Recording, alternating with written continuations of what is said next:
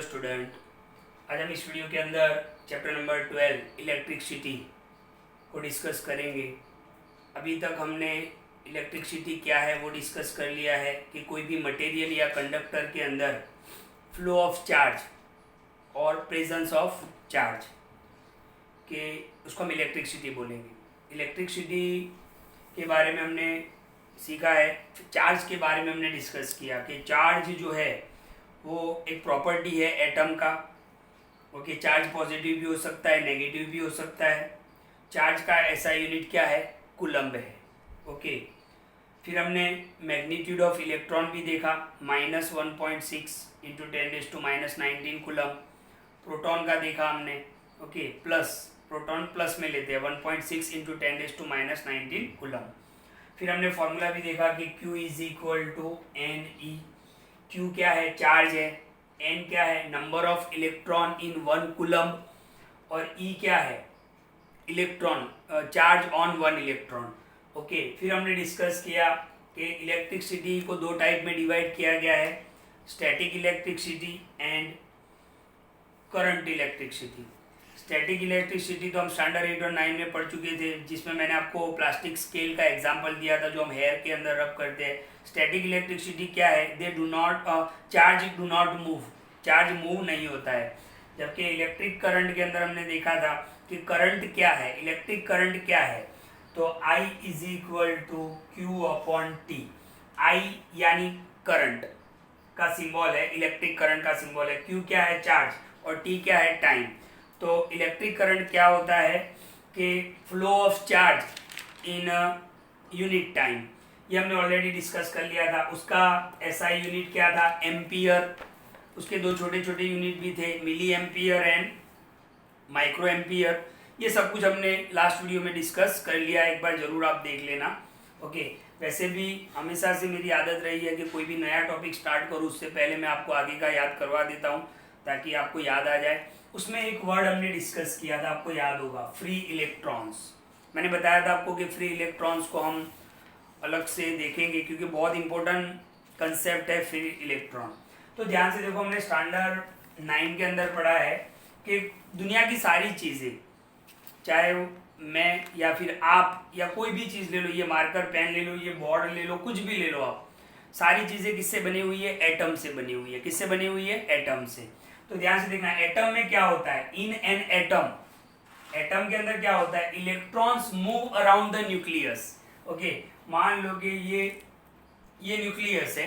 Okay, क्या लिखा हुआ है, in an atom the electron move around. ये न्यूक्लियस है, न्यूक्लियस में क्या होता है, अंदर प्रोटॉन होता है, और इलेक्ट्रॉन तो जो होते हैं वो क्या करते हैं, ऑर्बिट में ऐसे घूमते रहते हैं। इलेक्ट्रॉन जो है वो ऑर्बिट में घूमते रहते हैं, फ्रीली घूमते रहते हैं, राइट। वही लिखा हुआ है, in an atom electrons move around the nucleus. Nucleus है ये, आप देख सकते हो ये न्यूक्लियस है, न्यूक्लियस के आसपास इलेक्ट्रॉन घूम रहे हैं, right. Okay, whereas protons remain bounded in nucleus. और प्रोटॉन तो कहां पर होता है, न्यूक्लियस के अंदर होता है। अच्छा, प्रोटॉन का चार्ज कौन सा होता है, पॉजिटिव। इलेक्ट्रॉन का चार्ज कौन सा होता है, नेगेटिव। हमने देखा था अनलाइक चार्जेस प्लस माइनस क्या करेंगे, एक दूसरे को अट्रैक्ट करेंगे। यानी ये जो न्यूक्लियस के अंदर प्रोटॉन है वो इस इलेक्ट्रॉन को क्या करेगा, अट्रैक्ट करेगा। लेकिन देखो, यहाँ पर जो इलेक्ट्रॉन घूम रहे हैं उनका अट्रैक्शन फोर्स ज्यादा होगा। फिर सेकेंड ऑर्बिट में आप जाओगे, हमने ऑर्बिट के बारे में स्टैंडर्ड 9 में पढ़ा है बहुत अच्छे से। ओके, तो यहाँ पर होगा तो उतना, यहाँ पर जो अट्रैक्शन है उससे थोड़ा कम अट्रैक्शन होगा। यानी जितना इलेक्ट्रॉन, जितने ऑर्बिट ज्यादा होंगे उतना अट्रैक्शन कम होता जाएगा। ओके, तो ध्यान से देखो, ये सारी चीजें हमने पढ़ी है। तो ध्यान से देखो, इन एन एटम, कोई भी एटम के अंदर इलेक्ट्रॉन जो होता है वो मूव करते रहते हैं, किसके आसपास, न्यूक्लियस के आसपास। Whereas protons remains bounded in nucleus. ये जो प्रोटॉन होते हैं वो कहां पे होते हैं, न्यूक्लियस के अंदर होते हैं। प्रोटॉन क्या होते हैं, पॉजिटिव चार्ज। इलेक्ट्रॉन क्या होते हैं, नेगेटिव चार्ज। अब आपको पता है कि पॉजिटिव नेगेटिव क्या करेंगे, एक दूसरे को अट्रैक्ट करेंगे। लेकिन सबसे ज्यादा अट्रैक्शन आपको कहां पे देखने को मिलेगा, फर्स्ट ऑर्बिट के अंदर, क्योंकि बिल्कुल नजदीक है। फिर सेकेंड ऑर्बिट में आप जाओगे तो अट्रैक्शन कम होगा, थर्ड ऑर्बिट में जाओगे तो और अट्रैक्शन कम हो जाएगा। ओके, तो होता क्या है, ध्यान से देखो, जैसे जैसे इलेक्ट्रॉन दूर जा रहा है उसका प्रोटॉन से अट्रैक्शन कम होता है, और वो इलेक्ट्रॉन कभी कभी क्या होते हैं कि पेरेंट एटम से, यानी ये जो पेरेंट एटम है उससे वो इलेक्ट्रॉन दूर चले जाते हैं। क्यों? क्योंकि वो बहुत दूर घूम रहे हैं तो प्रोटॉन उनको अट्रैक्ट नहीं कर पाता है, तो वो क्या हो जाते हैं, बहुत दूर चले जाते हैं। तो ध्यान से देखना, in the atoms of metallic material, कोई भी मटेरियल होगा, मेटालिक कोई भी मटेरियल होगा तो एटम से बना हुआ है, the attractive force prevailing between valence electron, valence electron यानी ये जो बाहर वाले इलेक्ट्रॉन है, आपको पता है कि सोडियम 281 लास्ट ऑर्बिट में कितना इलेक्ट्रॉन होता है, एक इलेक्ट्रॉन, हमने स्टैंडर्ड 9 में पढ़ा था। ओके, तो ध्यान से देखना 281, ये जो लास्ट एक इलेक्ट्रॉन है वो किसी को डोनेट कर देता है। किसको डोनेट करेगा? जिसके लास्ट ऑर्बिट के अंदर कितने इलेक्ट्रॉन होंगे, 7 इलेक्ट्रॉन होंगे।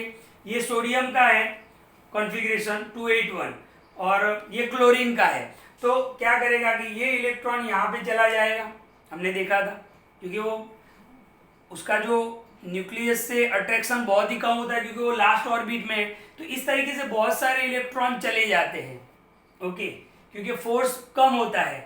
और यही इलेक्ट्रॉन जो चले जाते हैं उनको हम क्या बोलते हैं, फ्री इलेक्ट्रॉन्स बोलते हैं, राइट। इनको क्या बोलते हैं हम, फ्री इलेक्ट्रॉन्स। लेकिन तो भी यहाँ पर एक और चीज हमें समझ लेनी है कि during the formation of metallic material, जब मेटालिक मटेरियल का फॉर्मेशन होता है, बनता है, दिस इलेक्ट्रॉन्स यानी ये जो बहुत ही दूर जो इलेक्ट्रॉन्स होते हैं, कहां से, न्यूक्लियस से, okay, get separated from there parent atoms, वो अपने पेरेंट एटम से सेपरेट हो जाते हैं, दूर चले जाते हैं, okay, and move in a random manner in conductor, फिर वो कंडक्टर में क्या करते हैं, रैंडमली मूव करते हैं, और इन्हीं को बोला जाता है फ्री इलेक्ट्रॉन्स। क्या बोला जाता है, फ्री इलेक्ट्रॉन बोला जाता है। क्या बोला जाता है, फ्री इलेक्ट्रॉन्स। ओके, तो आपको समझ में आया होगा कि फ्री इलेक्ट्रॉन क्या है। ओके, कि न्यूक्लियस से जो बहुत दूर होते हैं यानी उनके बीच में अट्रैक्शन कम होता है, तो जब मेटालिक मटेरियल का फॉर्मेशन होता है तो वो पेरेंट एटम से दूर चले जाते हैं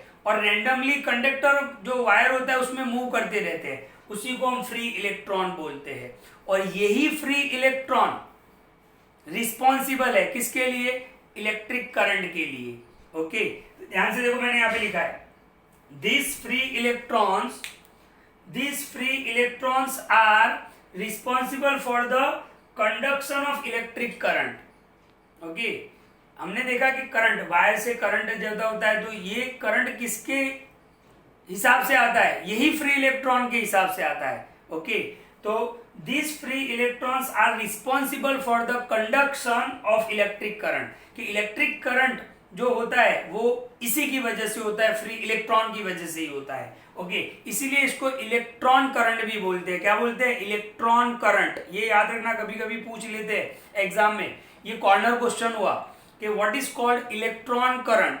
तो फ्री इलेक्ट्रॉन जो होते हैं, फ्री इलेक्ट्रॉन्स आर रिस्पॉन्सिबल, यही फ्री इलेक्ट्रॉन रिस्पॉन्सिबल होते हैं for the conduction of electric current. Okay, तो इसको हम क्या बोलेंगे, इलेक्ट्रॉन करंट भी बोल सकते हैं। अच्छा, जिस कंडक्टर के अंदर, जिस वायर के अंदर, जिस मटेरियल के अंदर फ्री इलेक्ट्रॉन ज्यादा होंगे, फ्री इलेक्ट्रॉन ज्यादा होंगे, उसको हम क्या बोलते हैं, कंडक्टर बोलते हैं। क्या बोलते हैं, कंडक्टर। जैसे कॉपर, सिल्वर, एल्यूमिनियम, ये कंडक्टर के एग्जाम्पल है। इनमें फ्री इलेक्ट्रॉन्स ज्यादा होते हैं, इनमें फ्री इलेक्ट्रॉन्स ज्यादा होते हैं। और इंसुलेटर किसको बोलेंगे, कि जिनके अंदर फ्री इलेक्ट्रॉन्स कम होते हैं। ओके, जैसे रबर है, प्लास्टिक है, उनको हम इंसुलेटर बोलेंगे, राइट। ओके, तो आपको ये भी समझ में आ गया होगा कि कंडक्टर किसको बोलेंगे, जिसके अंदर, मतलब ऐसा मटेरियल जिसके अंदर फ्री इलेक्ट्रॉन ज्यादा है, जैसे कॉपर, सिल्वर, एल्यूमिनियम, इनके अंदर फ्री इलेक्ट्रॉन्स ज्यादा है, तो उसको हम कंडक्टर बोलेंगे। लेकिन जिस मटेरियल के अंदर फ्री इलेक्ट्रॉन कम होते हैं उनको हम इंसुलेटर बोलते हैं। ओके, अच्छा, ये फ्री इलेक्ट्रॉन जो होते हैं ना, यहाँ पे एक और लाइन मैंने लिखा है, this free electrons are free to move within material.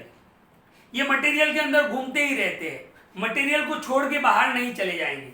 क्यों नहीं चले जाएंगे, क्योंकि इलेक्ट्रॉन के अंदर इतना एनर्जी नहीं होता है। आपने देखा था इलेक्ट्रॉन का चार्ज क्या था, -1.6 × 10⁻⁹ ओके, यानी माइनस में है, यानी उनके अंदर इतना एनर्जी नहीं होता है कि वो मटेरियल को छोड़ के बाहर चले जाए, तो वो मटेरियल में ऐसे रैंडमली घूमते रहते हैं, रैंडम मैनर के अंदर घूमते रहते हैं। तो आई होप आपको समझ में आया होगा कि फ्री इलेक्ट्रॉन क्या है।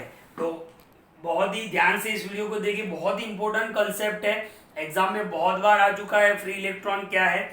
और आपको यहाँ पर एक चीज और क्लियर कर लेनी है अपने दिमाग में कि इलेक्ट्रिक करंट का जो कंडक्शन है, यानी इलेक्ट्रिक करंट जो पास होता है, वो सिर्फ इसी फ्री इलेक्ट्रॉन की वजह से पास होता है। इसीलिए उनको हम क्या बोलते हैं, इलेक्ट्रॉन करंट बोलते हैं। क्या बोलते हैं, इलेक्ट्रॉन करंट बोलते हैं। तो इस वीडियो को बिल्कुल ध्यान से देखें और 2-3 बार देखें, वर्ड्स को समझें और क्लियर करें।